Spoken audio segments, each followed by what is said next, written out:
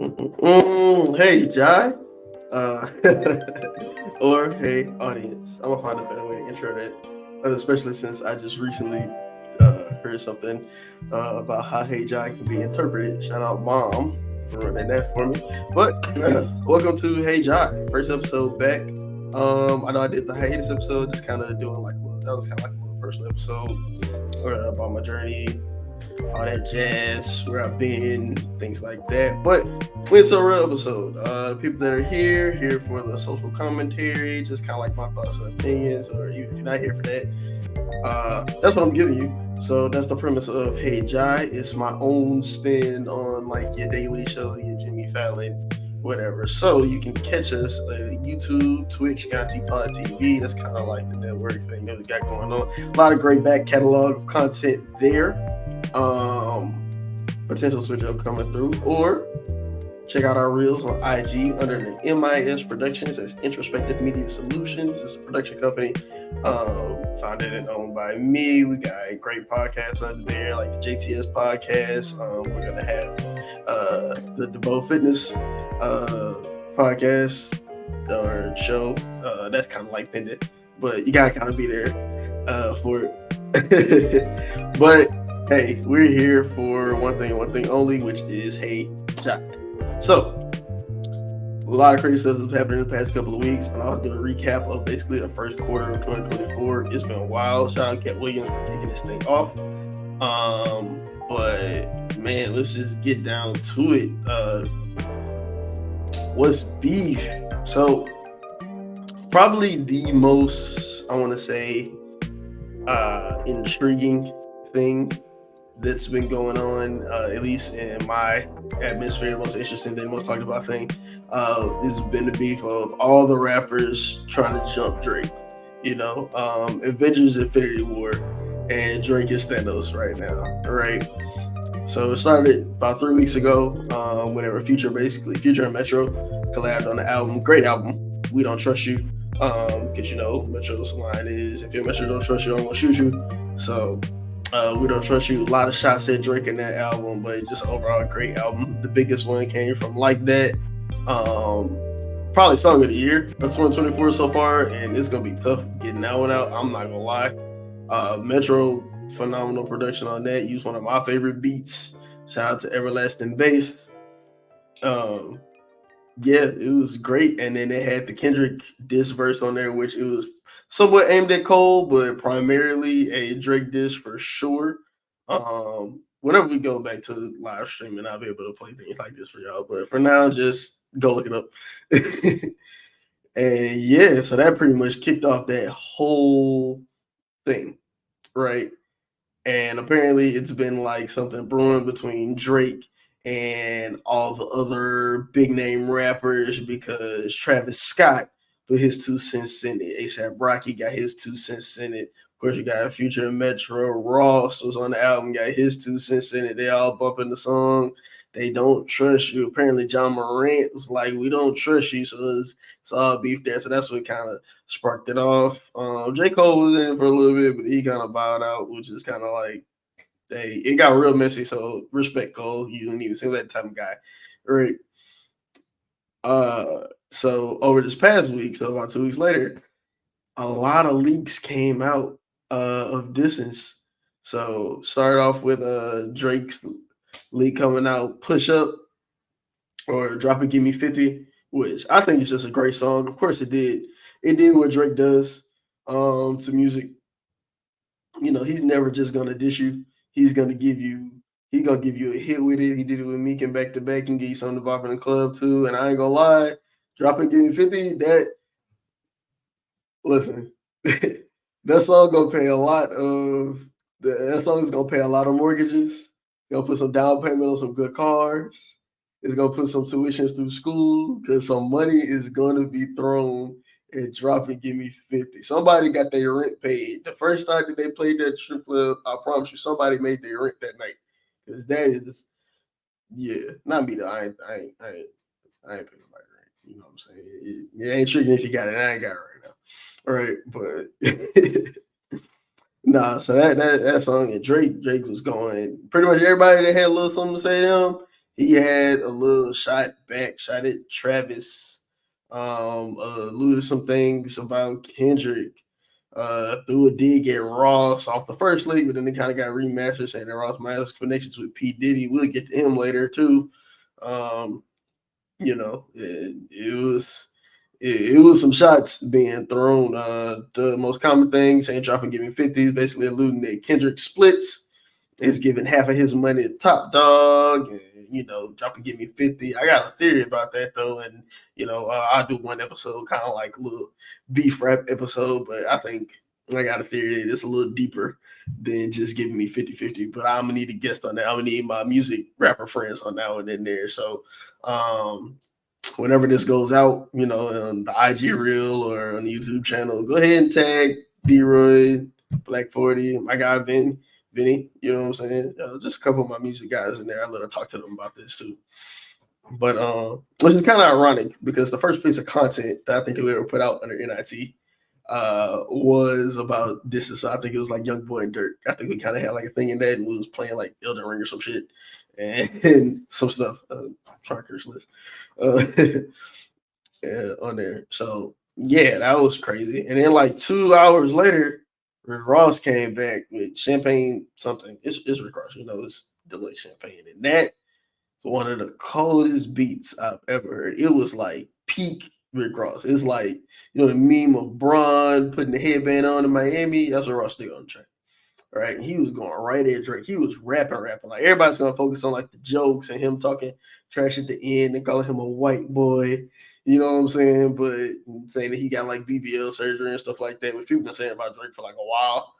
Megan Thee Stallion started. But it's definitely been one of the most entertaining hip hop beefs, just in terms of like pure speculation, because it seemed like everybody that's jumping Drake has a hit with Drake, has hits with Drake. You know what I'm saying? So I think it's very cool. I don't have any particular side in the beef. None of these people are my favorite rappers. My favorite rapper is Lil Wayne. So even though Drake is a Young Money alumni, so and Birdman kind of said that he picking. Birdman said that he picking Drake's side. So it's fun to say that nigga did and the nigga did, but but yeah, I'm just here for the music. Here for the music, here for the theories. Don't really want to debate any of you rap nerds. I think it's kind of like something that's been annoying to me about the beef is that people dissecting lyrics from like 10, 5 years ago. Every song that happened in like the last 5 years. Oh, this is a diss. Drake named his song for all the dogs because Kendrick used to have a pit bull whenever he was a kid. And that was actually a shot. Jumbo shit popping was because one time him and Future ordered Jumbo shrimp at a strip club and blah, blah, blah, blah, blah. Just like stupid lyric breakdowns of that. Like the songs that pass. Just listen to I'm not here for subs if it's not a shot. Come out and give it a shot, man. But yeah, this is beef. And I think some people have been saying that like beef is just good for hip hop.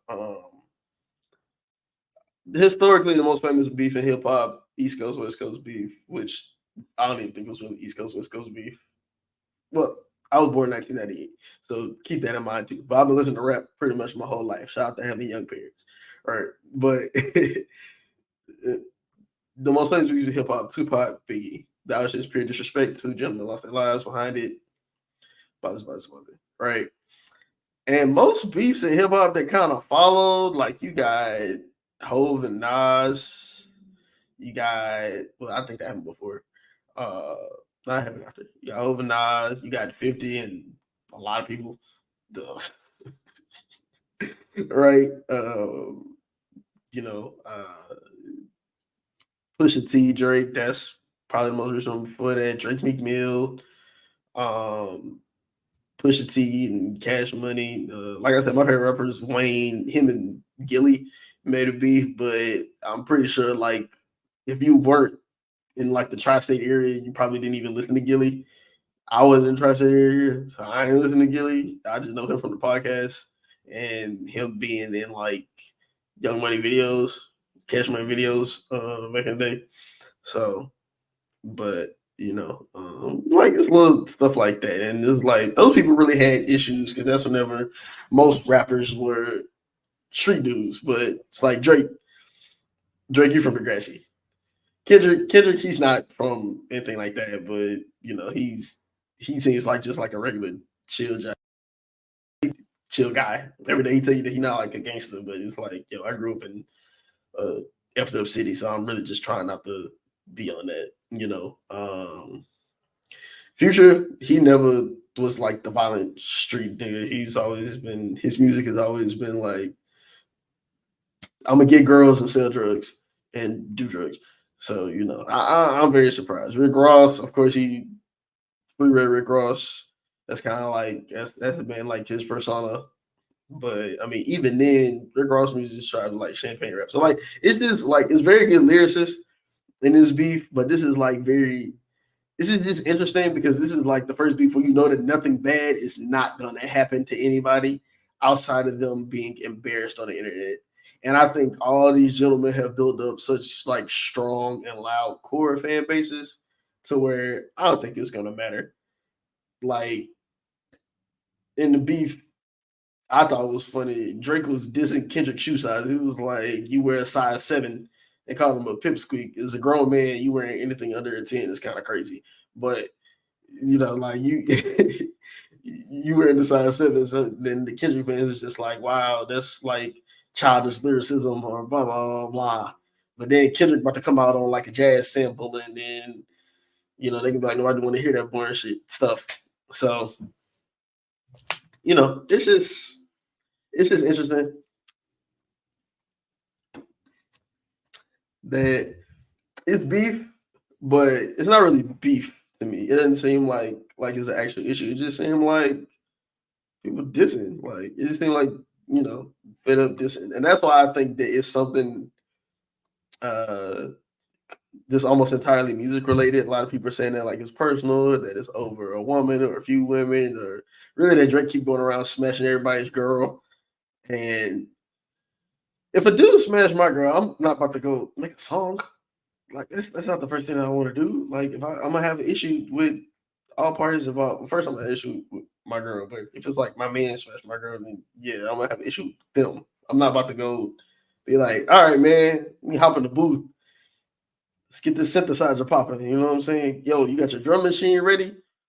Dude had popped my old lady. Like no, so that's why I don't think it's nothing like that. Plus, they all like millionaires and produce the Playboy lifestyle, things like that. Drake did throw kind of like a shot at Kendrick Lamar's wife or fiance. I think it's his wife though. Well, he kind of like mentioned her by name, and I think and alluded to Future's baby mom, Sierra, or Travis Scott's. That's kind of like confusing, and I think that's a dangerous game to play. Don't mention nobody.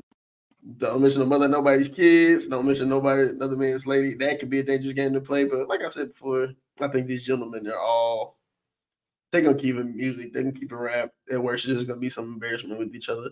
Rick Ross been trolling Drake on Instagram for like the past like 2-3 days. So I think that's just been hilarious. Saying that he's more in touch with his white side because he's mixed and he never really been down with the black side, and he trying to expose all this corny stuff that Drake did. But I'm like, he wasn't corny before when y'all was scheming on Common.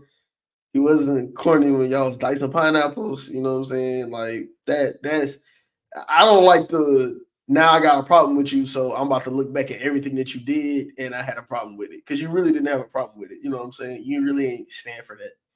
So I thought that was just kind of corny on Ross' part. But it is funny. It's super entertaining and we got good music coming out of it. So I'm here for it. I am here for it. Probably the next biggest thing that's been getting kind of traction on like the let's call it, I guess, like Twitter sphere, social media sphere, just kind of like cultural stuff that's like fun. Trust me, we're gonna get to like topics I've been deep thinking on too, but this has just been fun. Women's basketball, that has been a very interesting and kind of like somewhat contentious topic as of late. So the women's finals for the women's March Madness tournament broke records. I think the final four was like with Iowa was like 12.4 million views, and then the championship game Iowa was like 18 some million views, and they had more than any watch NCAA game all year. It was breaking records, and women's basketball has just kind of been rising as of late the past few years. I kind of got theory behind that, but I'm not about to jump off the porch on that one myself. But no, it's been cool. You know, shout out to Don Staley in South Carolina. The WNBA draft was this past week or this week, whenever this gets uploaded, whatever. You know, Caitlin Clark went number one. Camila Cardoza went number 3 to the Chicago Sky, joined by Angel Reese, who went number 7. Shout out, you know, Angel Reese, Bayou Barbie. Got a chip for the home team.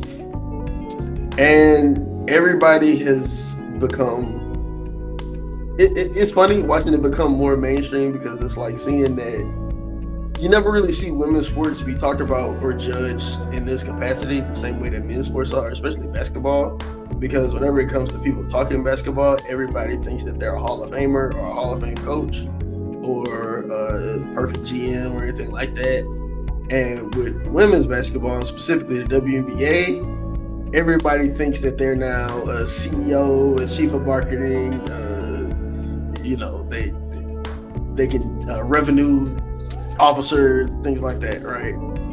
And I just find that's been like some of the most interesting things, because why y'all really didn't start watching women's basketball, myself included. I really don't even still watch it. I watched the March Madness. So like a couple years ago, and y'all still not about to watch the WNBA. You're probably not about to go to the WNBA game. You know, it's my WNBA jersey. So for people to have such strong opinions about it, it's just very interesting. And I think that kind of leans into where we are as a society. I'm kind of going to get into that a little bit later, of like people pretending to care about things that they don't actually care about. But you know, it's even sparked like the women's basketball. Even sparked like some racial debates. You know, because apparently Caitlin Clark, a lot of people feel that she gets this certain kind of coverage because she's white, and it's kind of led to, I don't want to say hating, but it's definitely led to some hate amongst other players, saying that, oh, she's not that good, or oh, she's gonna get ate up, or she was on SNL recently. Why I never seen people shout out losers, celebrate losers. People celebrate losers all the time. It's not about winning or losing. It's about, are you likable, are you popular? And Caitlin Clark has a demographic of people that is very popular, and that's entirely due to her skill set. Don't get me wrong. She's a great basketball player, entertaining basketball player, and things like that. And you know, whenever LSU was there, the predominantly black team with the superstar, the loud black girl from Baltimore. Okay, and you got the scruffy white girl from Iowa. So of course that's going to appeal to the certain demographic, right, of Middle America, and it's just more of them than it is of, you know, Black America, which Angel Reese pretty much got on lock, and now Don Staley got on lock. You know, well, shout out to Black America. We fuck with the winners. But I don't know. I don't think it should have been that much contention. I think we should just kind of appreciate the sport. Shout out to the women that's been balling, and I think that, you know, if you are actually going to be invested to the point to where you have debates with people on it, or people like writing articles, things like that, go actually support it. Go learn a player. Go get a team. Go get a favorite player. My favorite player in WNBA is Lexi Brown. She really be shooting that thing. All right. Um, yeah, man, go support these women. Don't have a strong opinion. Have fun with it. One of the fun things that did come out of it was saying that, you know, I can't wait for WNBA players to start making money so they can start flying dudes out and tricking on them, like how the NBA players be. Sign me up to that list.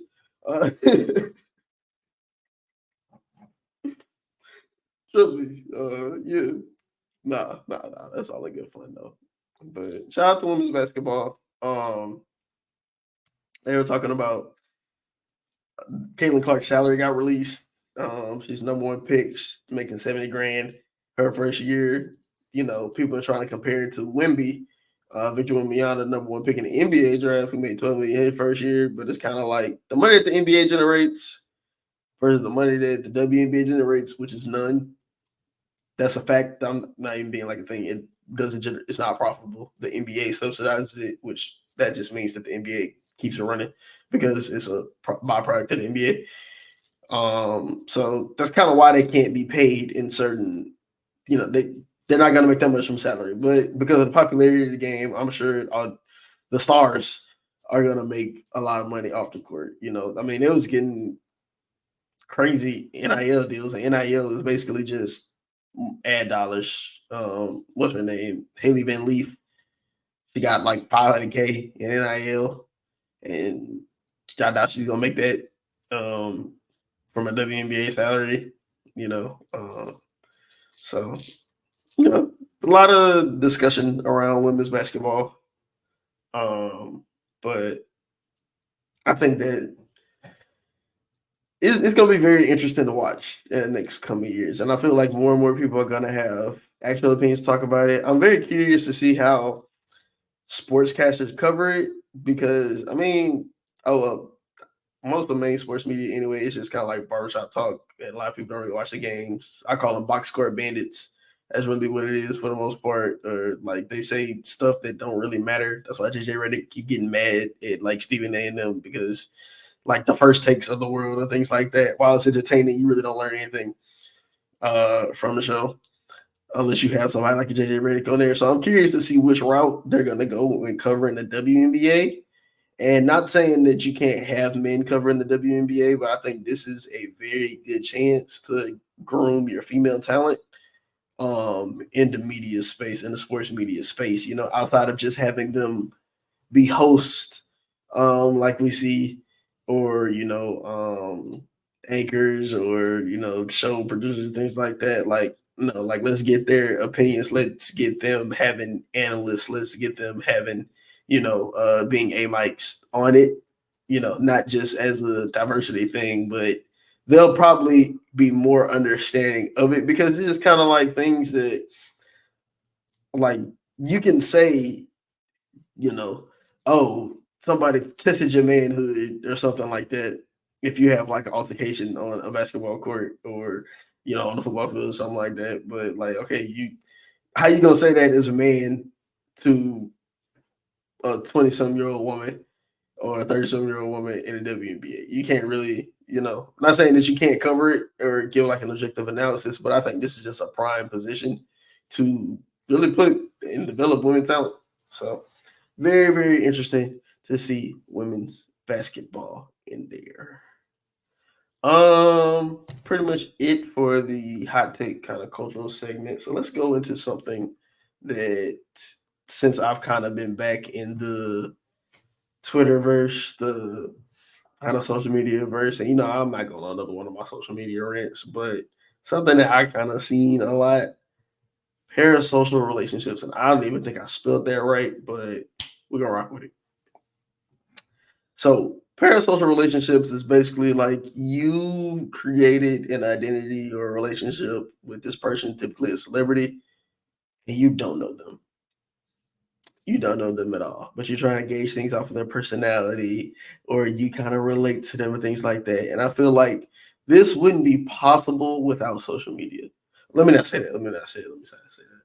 Because celebrityism has always been a thing, and especially through like entertainers, because they kind of entertain through their art or some form of expression. So we kind of feel like we can get a gauge of who they are as a person, or we'll pretend to get a gauge of who they are as a person. I feel like I just put the wrong word, air quote, through their artwork, through their music, how they convey a scene and something like that. Oh yeah, they're really like that. Oh, they really don't care about that. Oh, they really with street shit.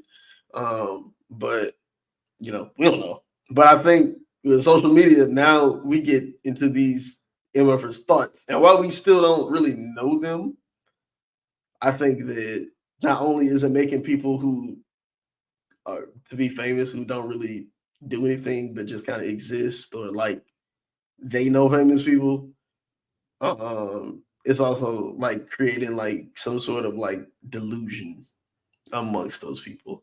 So it's like you'll see like a young lady said it like, "Oh, I'm just like Ari because we both don't play that shit or blah blah blah blah blah. Or I'm tough to handle." Like you don't know Ari. Ari is Moneybag Yo's girlfriend, some beautiful lady, all right?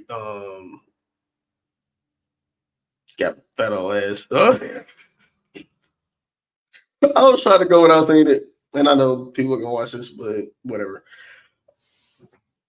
Um, and it's kind of like you don't know Ari. You don't know how Ari is. You only know what Ari shows you on social media. Now that might be the real Ari, but it might not be. Or people are saying that like Halle Bailey and her boyfriend DDG. So many people dislike DDG purely because he's dating Halle Bailey, and they think that she can do better. They don't know anything about DDG. Um, he's a YouTuber and a rapper. I didn't know who he was until like you started going with Halle Bailey because I mean Halle Bailey's fine, but I mean he's been around on YouTube for like a long time. On like he was like a vlogger type thing, which that was never my thing of watching. I just didn't want to see people live their life. I'd rather just go live my own. But and he made a lot of money off of that, and then he started making music. He makes a lot of money off of that, and then like into he put his brothers on, he put his nephew on, he put friends on, things like that in the whole content game. You know what I'm saying? And it landed him Halle Bailey. You know what I'm saying? On top of millions of dollars and the following and audience and the rap career and all this other stuff, right? And people just hate on him because he just kind of like exists, and they be like, "Oh, he's so jealous of her," and blah blah blah. And I'm just kind of like, you don't know that man. So like, why do people feel a need to attach themselves to celebrityism? And I think it's just on a deeper level a form of escapism, right? Why do we watch action movies? Why do you like superheroes? Why do you like, you know, why are exceptional people entertaining in general? Because they're at a point in life that most people would never aspire to attain, reach realistically, or even have the opportunity to get to, right? And I think that parasocial relationships and parts of that because of social media has created like a new level of loser amongst people to like I said, like it's famous people that's not even doing anything that you are obsessed with because they're just more successful than you, right? Well, I'm not gonna say more successful. Successful is a product of one's own expectations, but they're doing stuff that you want to do, and instead of you trying to go do it or achieve it or find your own spin on it, get in your bag and try to achieve that result your way, you attach yourself to them. You live in a life that they want to live, and it's just kind of corny. It's very corny. And then on top of that, that's the one that's just from the love side, which is weird. But then you have like the hate side. So not only are you observing this person, but you don't even like them. You didn't like what they got going on. You always commenting or posting or whatever, like what they got going on. Like you having a strong opinion about something that somebody that would never acknowledge your existence and never know you exist. I know that sounds harsh, but it's true. If people truly realize how insignificant, and I'm not even talking about like famous people or like popular people, viral people, whatever, just the average everyday person. I think everybody has a little bit of main character syndrome, and you kind of should, right? You should never look as a background character in your own story in your own life, right? Everything about your life should revolve around you for the betterment, for joy and happiness and all that good jazz. But whenever you try to start looking at how you're perceived in other people's lives, that's once you realize how insignificant you are in other people's lives, that can kind of that's gonna make your life a lot easier. I'm not gonna say easier, but you either just like not gonna care. And shout out to my mom, well, my whole family really for really kind of giving me some kind of my upbringing. of course, there are things that I wasn't very secure about, but I had a pretty high level of confidence in myself to not really care about the opinions of others. Yeah, it's a very small percentage of people whose opinions that I actually care about. Or how I'm viewed or how I'm judged. Because that, and it's almost never to the point to where I'm gonna not do what I want, um, because of how I could look. I If I go through a flashback of everything in my life, and if you've known me for a long time, you know I've done some cringeworthy, embarrassing stuff, but it's never almost been nothing that I didn't want to do at that time. Going out for speeches or you know being in elementary school and giving a girl a special why can't I talk, box of chocolates instead of just like the usual card or something on Valentine's Day or some shit like that. You know what I'm saying? Like it's never been an embarrassing because I'm worried about how I'm gonna look. If I want to do it, I'm gonna do it. Right. Because that's the only way you get anything out of life. And not everybody can have that mindset.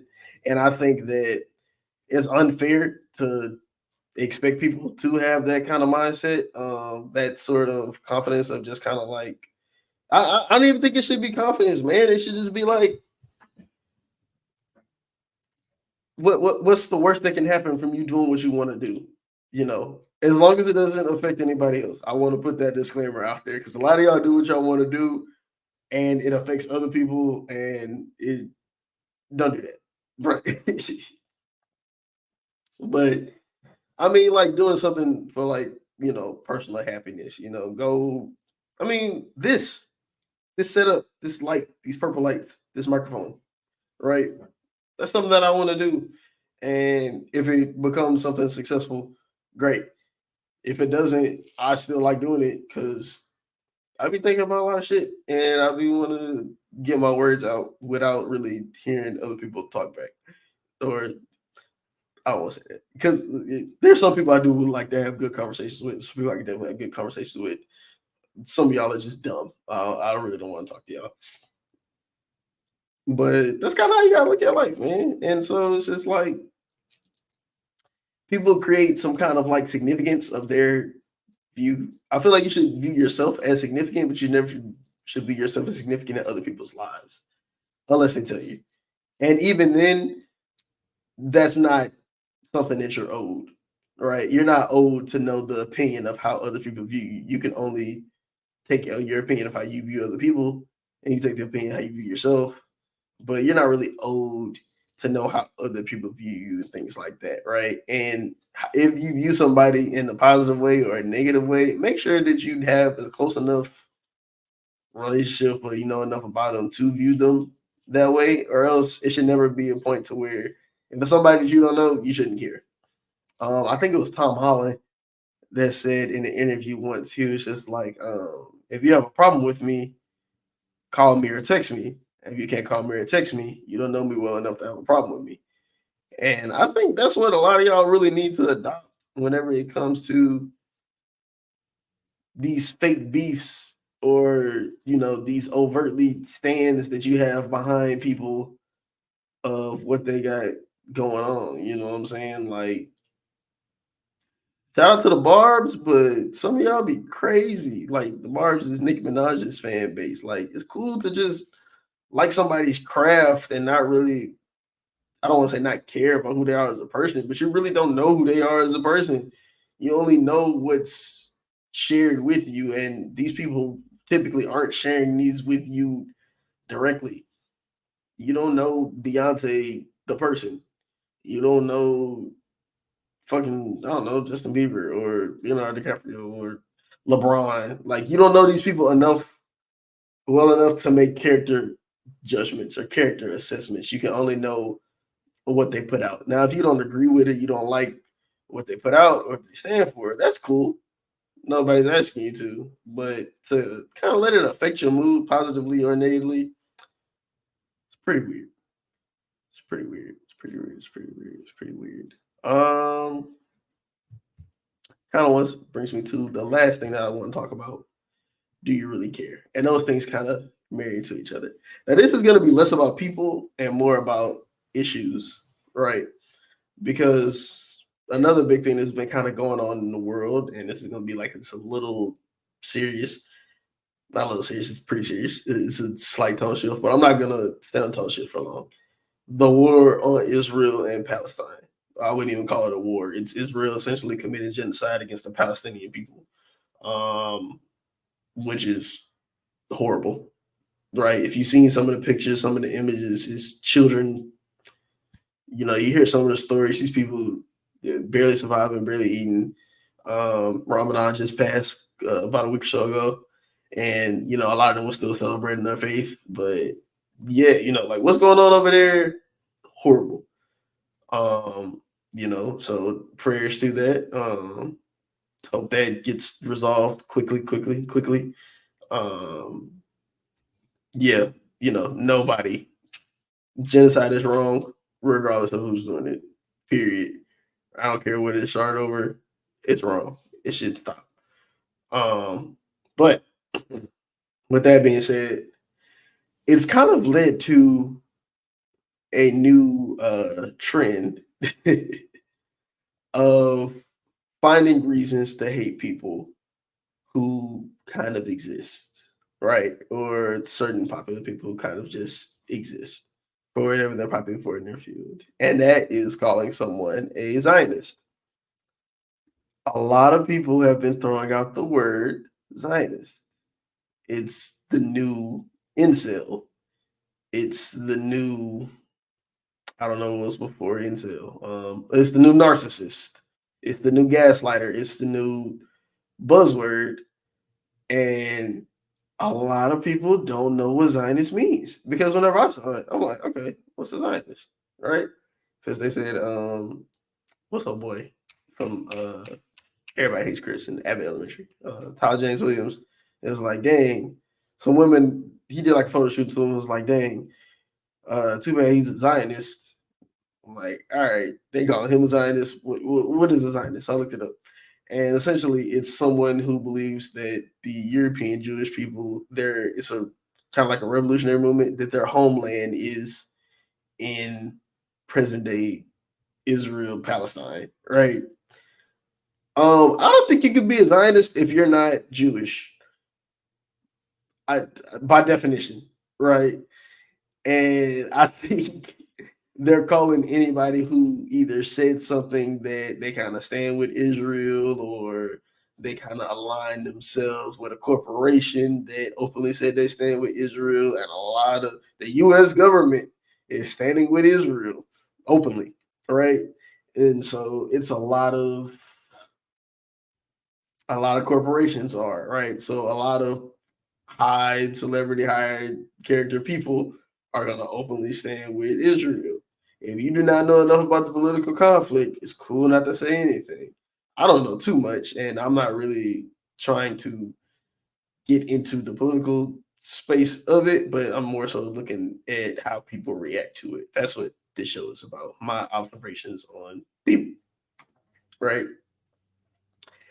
And that's just one of the many things where I think people kind of pretend to care about. Right. Now, I do know some people that are actively posting news articles, posting stories, petitions, and things like that, going to protests in support of Palestine Stop Genocide. Right. And these are the people I'm talking about.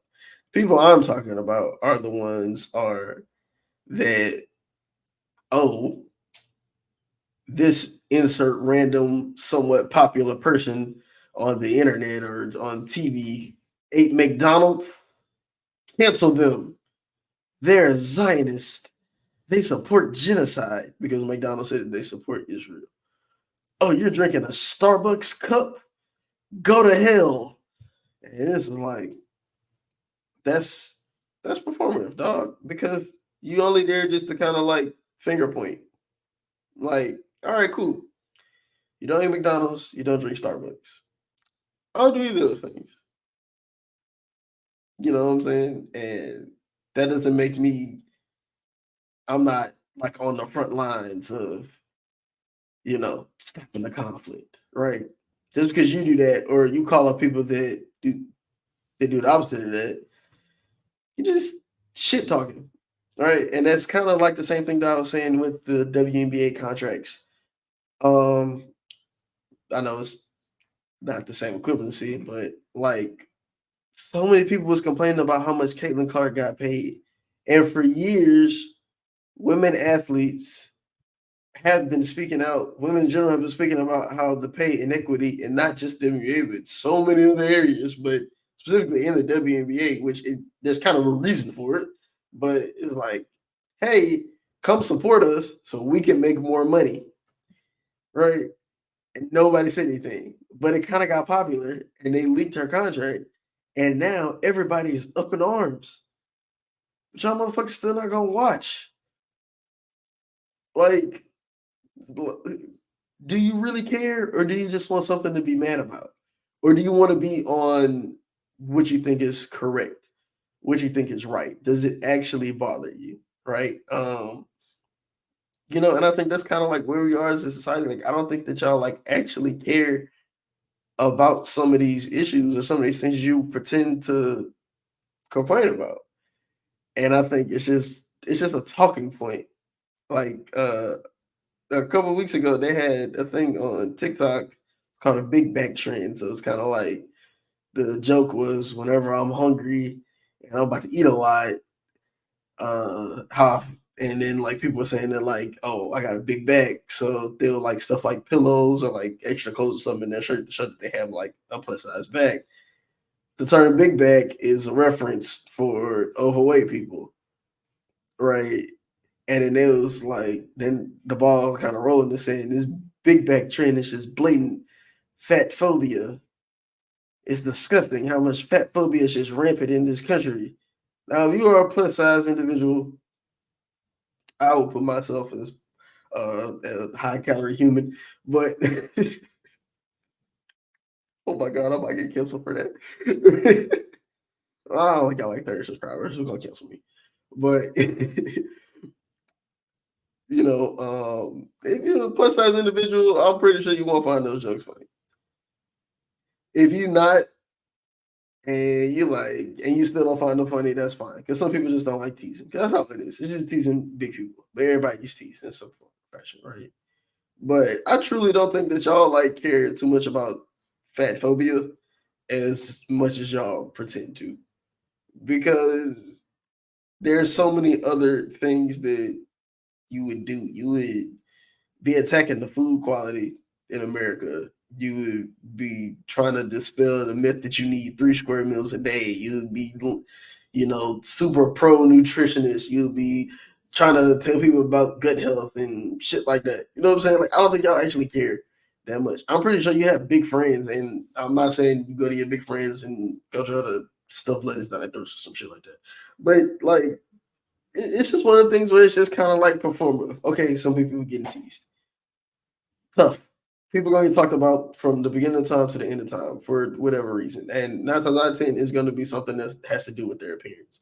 People talk about black people for being black or like having black features like big noses and things like that. Like, it's just something to complain about, man. And I think that a lot of people are just complaining just to complain. Like, I don't think you actually care. They had a 3-day saga about this woman who was Creole saying that she was Creole, and then people was like, "No, you're white.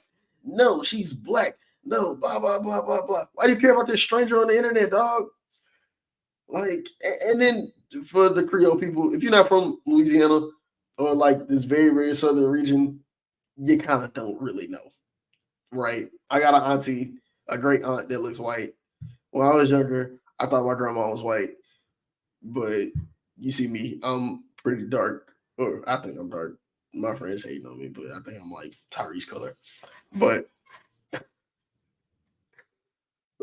yeah, like that's been like a thing. Like, bro, like you don't actually care about some of the stuff that gets argued about, right? You don't actually care. You don't care about these date amounts. You know what I'm saying? Like, you don't care that you know this pseudo political warrior stuff is going on because you don't do anything about it. And I feel like showing problems without looking for solutions is just complaints. And I feel like complaints don't really do much for anybody. Complaints only move people that try to be liked. And a lot of the stuff that y'all complaining about are the people who just do not care. Who just do not care. Back to that parasocial relationship thing that I was saying. A lot of those people just do not care. And you have to ask yourself, do I really care? Do I care enough to change this in my lifestyle? Right? I'll tell you something that I cared about. People not being able to think for themselves and being around me. Uh that sounds horrible. But like sheep, I hate people that are sheep minded, group thinkers and things like that. It's one thing to get inspired by people. It's one thing to go along with certain trends. But whenever it comes to like your actual thoughts and opinions of how you feel, you get that from other places without taking a second to break it down. And like you arrive to the same conclusion without trying to take the same way, without trying to take your own way. Those people really bother me. And that's the real reason why I started doing like content with my friends. Outside of just like it's fun to do, it's just kind of like, okay, I want to get my thoughts off. And then like really try to push people to get their own thoughts off. Right. Because there's so many of even in like podcasts, like it's a lot of them. A lot of people make podcasts, a lot of people make content, a lot of people make shows. A lot of them is just regurgitation, right? And that's how you give artists how you make money for it. But I'm gonna carve out a niche of getting people to think for themselves. But a lot of that shit is regurgitation, bro. Not even just like in the content, but like in self-help content. Like you got things like, man, the Kevin Samuels. There's another person on the like, do you really care thing? The Kevin Samuels era was crazy. This man used to get on a suit every night and call women fat and call dudes broke. Say they'll die alone. Right? But like Kevin Samuels pissed off people that he never met in his life and was never going to speak to so much to where that whenever he died, rest in peace, people were celebrating and laughing on his grave and like all types of stuff. I'm like, that is disgusting. It's just some random dude on the internet. Don't listen. Don't listen. Don't watch. Like you don't care. And it was like, oh, he's dividing homes and shit like that. Nobody ever went on the internet and looked at somebody. Oh, I'm not gonna say nobody. I'd scratch that whole little thing. But most people don't like look at the opinions on the internet and actually apply that to real life. That's the problem. A lot of y'all aren't living in real life. Go outside. Common phrase, go touch grass. Don't just touch grass. Breathe air. Open your eyes. Live your own experiences. I think a lot of stuff is telling you what to care because you don't want to be on the wrong side of history. And right and wrong is it's all opinionated. There are some things that is currently right or wrong, but for the most part, a lot of stuff that's considered right and a lot of stuff that's considered wrong, a lot of stuff that's considered of high moral value, a lot of stuff that's considered class and blah blah blah blah blah blah blah blah blah is opinionated. A lot of the things that you consider the correct way, the proper way of how to conduct yourself and move yourself is just depending on when and where you were born and who raised you. That's where that's where you get a lot of stuff from, to be honest with you. So we're in the information age, and I feel like you should think people are getting smarter, but I feel like they're actually getting dumb. We're in the information age, man. Take a step back, listen to your inner thoughts, do some research, and if you don't have the energy to go do research on something, then you don't really care about it. Yourself, does this really bother me enough to disrupt my day, to disrupt my leisure? And if it does, then you actually care. And then if you actually care, do something about it. Start a website. DM me at IMS. I'll get your content together. You know what I'm saying? But if you don't, then you don't care, bro. And you can tweet about it, and then I'll laugh until my algorithm stops working, or you just give me something to talk about. But you don't care, so don't be annoying. This has been Hey Jai with a PSA. Find something to care about, or don't. Just live your life. You got time. You got time to go do what you want and enjoy it. Um, you know, enjoy this rap beef. Enjoy women's basketball. Be invested in the politics. Go seek knowledge. Go read a book. Out there and go read. Uh, yeah, go do that. Or watch HI. Go on YouTube and watch HI. Because then you'll get a 25-year-old pseudo intellectual. I think I just said something myself. You get a 25-year-old who just has opinions on the world, and bringing them to you weekly. Maybe with some guests, sometimes solo. We'll see. So tune in to Hey Jai. Follow IG IMS Productions 2023. Follow YouTube NIT Pod TV. Some point we'll be live streaming on YouTube and Twitch at NIT Pod TV. Yeah, it's your boy Jai. I need a new tag to get out, so eventually I'll figure this something out. If you got any suggestions, put it in the comments. But yeah, episode 1. Glad to be back. Peace.